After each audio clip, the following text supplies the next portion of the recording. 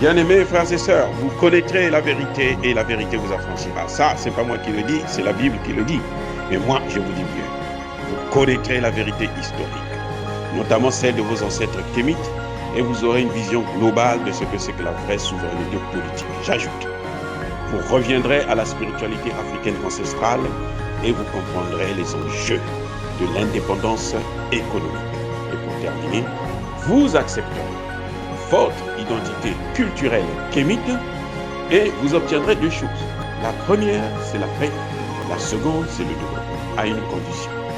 L'unité de toute l'Afrique noire, l'unité de tous les Noirs du monde entier.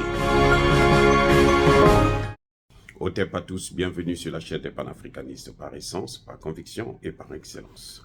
Celle des citoyens kémites par nécessité et obligation de combat. Nous sommes une chaîne qui n'est guidée que par nos ancêtres et rien que par les ancêtres qui appartiennent à l'égrégore du monde noir. Par conséquent, nous ne croyons en aucun Dieu venu de l'étranger. Toutefois, cette vidéo n'est aucunement destinée à inciter à la haine ou à la violence, car nous menons un combat qui est d'abord et avant tout spirituel, intellectuel et démocratique. Ensuite, il est politique, géopolitique et géostratégique, contre l'impérialisme, le colonialisme, le néocolonialisme et l'endocolonat, qui sont tous qualifiés de crimes contre l'humanité. Nous menons ce combat sur la base du principe fondamental que nous avons hérité de nos ancêtres kémites, qui est celui de la Mahat, c'est-à-dire solidarité, vérité et justice.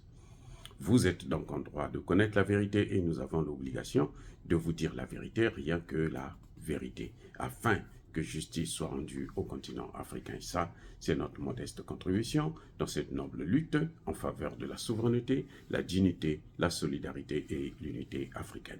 C'est exactement ça que nous appelons le panafricanisme. Bien-aimés frères et sœurs, je veux vous faire écouter l'interview de Anthony Blinken sur RFI. C'est incroyable, mais vrai. Écoutez et nous allons en reparler. Quand ils font appel et quand d'autres font appel, par exemple, aux forces extérieures comme Wagner, pour essayer de répondre aux problèmes de sécurité, qu'est-ce que nous voyons? Nous voyons que les problèmes deviennent encore plus graves, plus difficiles. Violence, extrémisme, terrorisme, dans les États qui ont fait appel à Wagner, c'est croissant, c'est pas décroissant.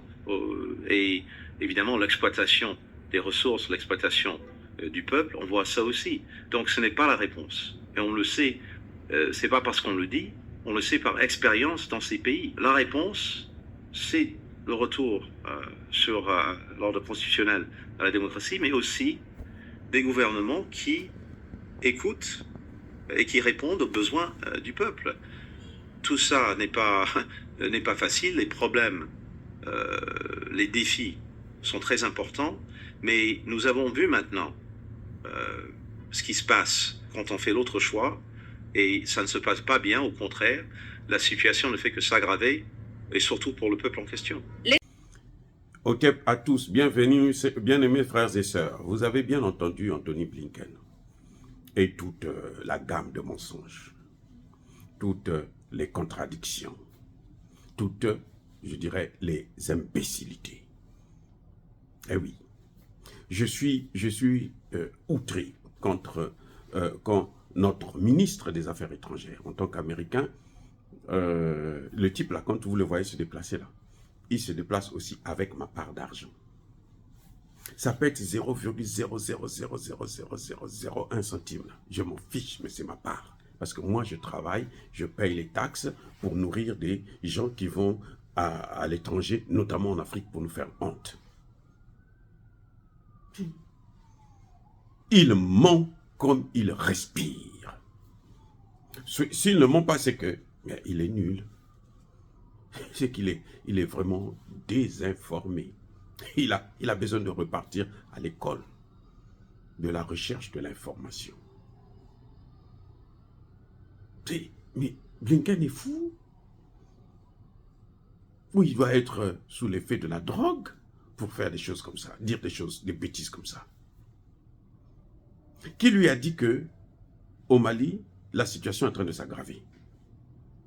C'est-à-dire que au Mali, Burkina Faso, Niger, la situation est en train de s'aggraver. À cause de qui? À cause de Wagner. On vous a dit qu'au Burkina Faso, il y a Wagner. C'est pour ça que je comprends pourquoi le président burkinabé maintenant fait venir les Russes. Eh oui, c'est normal, puisqu'on l'accuse déjà qu'il a Wagner là. Il n'a qu'à venir. Au Mali, on dit que c'est Wagner.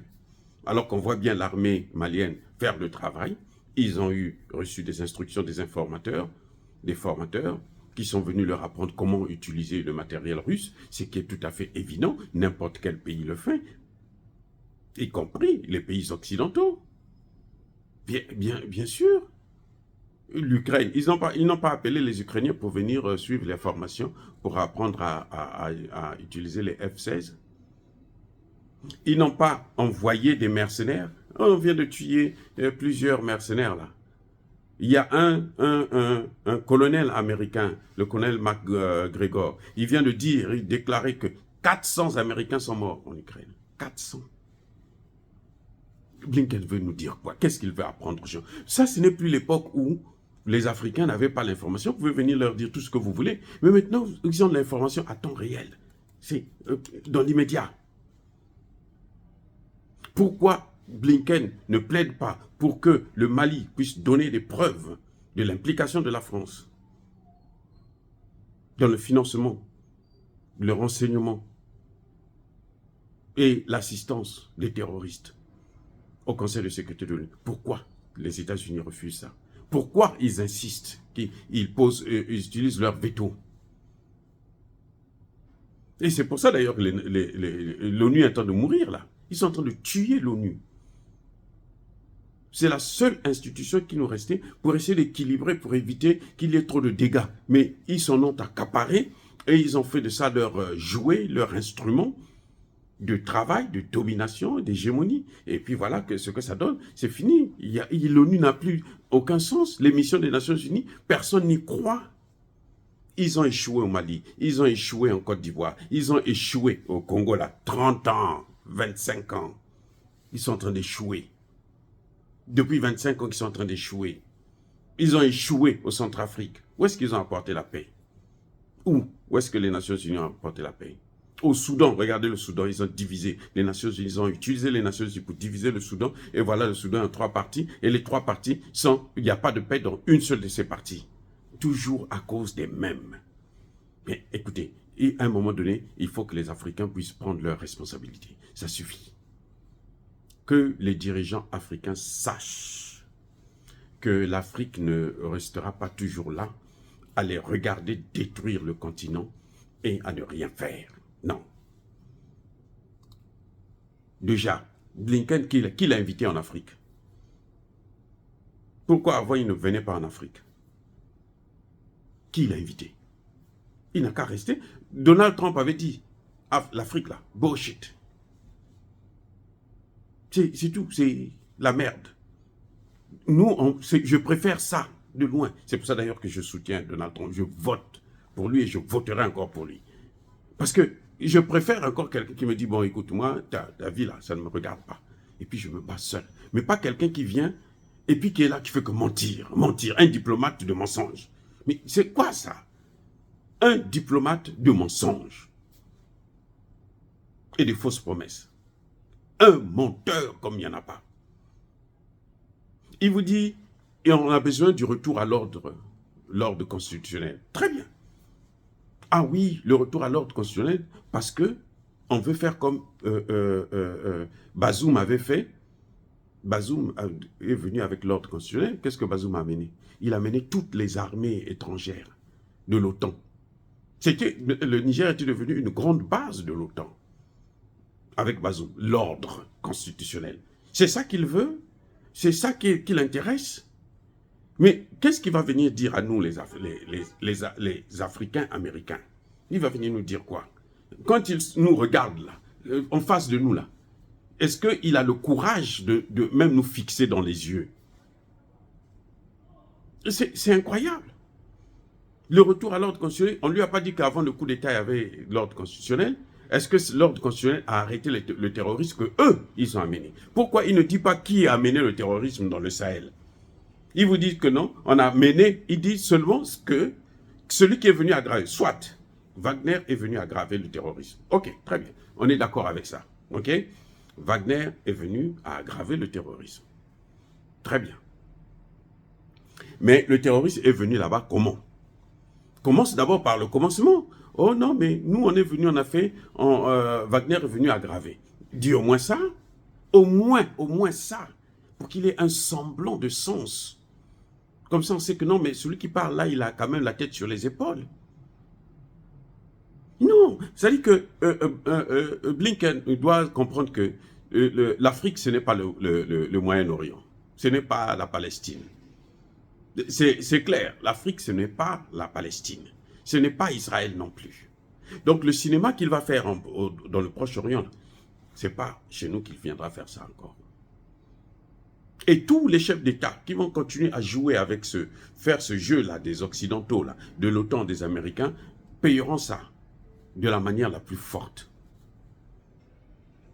Et il dit le retour à l'ordre constitutionnel, et il ajoute, hein, il faut un gouvernement qui écoute son peuple. Vous voyez pas qu'il est dingue, qu'il est malade? Mais quand il y a eu le coup d'État au Niger, qu'est-ce qui s'est passé? Ce n'est pas le peuple qui est sorti pour soutenir. Quand il y a eu le coup d'État au Burkina Faso, qu'est-ce qui s'est passé? Ce n'est pas le peuple qui est sorti pour sortir. Au Mali, c'est quoi? Le Mali a réuni près de 5 millions de personnes pour soutenir le gouvernement d'Assimi Goïta contre les sanctions qui venaient d'être prises contre eux. Pas contre Assimi Goïta. Assimi Goïta, il a tout, il est président. Il ne peut pas manquer à manger. Mais contre ce peuple-là. Ce peuple a dit, nous, on soutient ce type-là. Malgré les sanctions, malgré tout ce qui est en train de se passer, nous, on le soutient. Donc, mais de quoi Blinken est en train de parler? De quoi il est en train de parler? Il parle de quoi, là? Sur RFI, il parle de quoi? Et il parle sur quelle chaîne? Sur RFI. Non, vous savez, la situation s'est aggravée, donc maintenant, vous voyez, ça, ce n'est pas la diplomatie. Je suis désolé, les gars. Je suis parti dans leurs écoles à eux, en Occident. J'ai eu une expérience aux Nations Unies. Ça, c'est pas la diplomatie. La diplomatie, c'est pas du tout le mensonge. La diplomatie, c'est l'art de convaincre avec des arguments scientifiques. C'est pas ce genre, ce que nous voyons avec Blinken, hein, on ment grossièrement, comme si on s'adressait à des ignorants. Si on s'adressait, mais nous ne sommes plus ignorants. On l'a été, oui, avec un certain nombre de dirigeants que eux, ils avaient placés à la tête de nos pays, comme on le voit avec Ouattara et beaucoup d'autres. Mais en réalité, on n'est pas des ignorants. On n'est pas des ignorants. Le Mali, avant que Assimi n'arrive, a connu près de 30 ans d'élections. Il n'y avait pas de stabilité toujours. Il y avait toujours la pauvreté. Et au contraire, ça allait de mal en pire. Et le terrorisme est venu tout arrêter. Et le terrorisme qui les a menés, ce sont les Occidentaux, c'est les Américains, là, de Blinken, et puis parce que, qui était le vice-président de Barack Obama? Mais c'est bien Biden. C'est bien Biden. Ministre des Affaires étrangères, Hillary Clinton. Et Blinken, à ce moment, travaillait au ministère des Affaires étrangères. Blinken était déjà au ministère des Affaires étrangères. Blinken, on ne l'a pas pris dans la rue, on l'a pris au ministère des Affaires étrangères. Donc Blinken connaissait très bien ces dossiers. Que nous sommes en train de déstabiliser tout un continent. Il le sait. Et maintenant, il vient nous dire à nous, les victimes, que, écoutez, ne souffrez pas, acceptez ça, parce que nous, on est là pour vous détruire, vous devrez accepter, ne partez pas chercher de l'aide ailleurs pour vous protéger. C'est-à-dire que le ridicule ne tue pas. C'est incroyable. Moi, je ne sais pas comment vous voyez ça, mais moi, je tombe des nues quand j'entends Blinken sur RFI. Il dit que Wagner est en train de piller les ressources, est en train de piller le peuple. Oh. Mais attendez. Mais eux, qui ont passé 10 ans à ne rien faire, ils n'ont jamais tué un seul terroriste. Ils faisaient quoi? Mais que Blinken aille voir le butin de la prise de Kidal. À Kidal, qu'est-ce qu'on a vu? On a vu des grosses machines d'exploitation d'or à Kidal. Les amis, je vais vous dire ça. Le président Assimi Goïta l'a dit dernièrement. Il dit, quand nous sommes rentrés dans Kidal, on a trouvé des grosses machines. Parce qu'ils n'ont pas eu le temps de les amener, puisqu'ils sont partis en catastrophe. Des grosses machines d'exploitation d'or. Ces machines-là, quand on leur demandait, vendez-nous les machines où on va exploiter notre or, ils refusaient toujours. Et voilà que Dieu a fait. Dieu leur donne ça gratuit. Et ils se plaignent, ils disent quand même qu'ils sont venus, Wagner est venu piller les machines. Vous voyez à Kidal, là, le retour des populations, comment les gens sont en train de revenir? Non, il est allé négocier des bases pour encercler le Sahel et le golfe de Guinée. Tant mieux, on va voir, parce que de toutes les façons, à un moment donné, il faudrait en découdre par la guerre. C'est pour ça que je conseille les pays africains à s'armer le plus que possible vers les Russes. Et puis on va voir qu'est-ce qui va se passer. Et là, on va couper le pont définitivement. Il n'y aura plus de négociations avec ces gens-là. On n'aura plus besoin de les voir. Parce que c'est incroyable de voir des gens qui ne viennent que pour vous faire du mal, à longueur de journée. La seule chose qui les préoccupe, c'est comment on va faire pour les détruire. Helmut Kohl l'a dit. On a raté. La Chine a échappé. Mais l'Afrique, là, il faut tout faire pour qu'elle reste dans la même situation. Et cette situation date depuis 1885. La situation que vous voyez là. Donc, M. Blinken, prenez vos conseils, hein, allez les donner à Biden. Mais sachez-le, qu'on ne s'attaque jamais à son géniteur. L'Afrique étant le berceau de l'humanité, c'est l'Afrique qui a créé. Et que Blinken aille, venez d'abord soigner, aider 60 millions de pauvres aux États-Unis d'Amérique. 60 millions. Et 20 millions de sans-abri. Je répète, attendez, je reprends. 2, 0, plus 6, 0. 20 millions de sans-abri. Et vous savez, quand vous circulez aux États-Unis, dans des villes comme New York, vous allez voir plein de maisons vides. Mais on ne donne pas ça aux sans-abri. Et c'est ça qui devait préoccuper Blinken. Dire cela, c'est inciter à la haine ou à la violence. Non, il y a pas colère, il y a mal aimé. Encore une fois de plus, bien aimés frères et sœurs, je persiste et je signe. Soyez bénis, abondamment bénis, par le Dieu de Kémit et par nos ancêtres angélicés. Mais que tous ceux qui persécutent le continent africain, le pillent et le déstabilisent, qu'ils soient noirs, blancs, chinois, arabes, juifs, indiens ou qui qu'ils soient punis, maudits, foudroyés, neutralisés, écrasés, effacés par le Dieu de Kémit et par nos ancêtres angélicés. Vive l'Afrique éternelle, j'ai dit et j'assume.